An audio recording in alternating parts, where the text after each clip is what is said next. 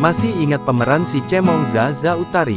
Tampil eksotis bak artis luar negeri, begini kabarnya. Zaza Utari adalah artis, penyanyi, dan model Indonesia.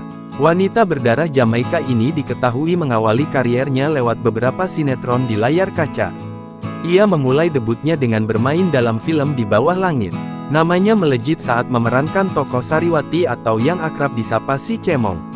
Rambut kriwil dan tingkah yang ceplas-ceplos membuat Zaza Utari selalu dinanti-nantikan para pemirsa.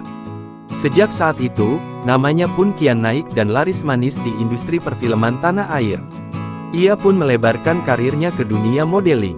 Kini, transformasi penampilan Zaza Utari pun membuat publik syok.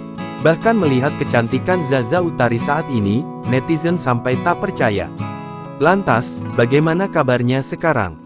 Menilik akun Instagram @zazautari, ia mengunggah potretnya kini yang telah dewasa.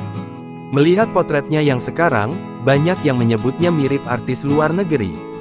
Rambut kriwilnya diikat dan tampak menarik.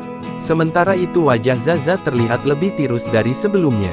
Make up yang digunakannya pun terlihat natural.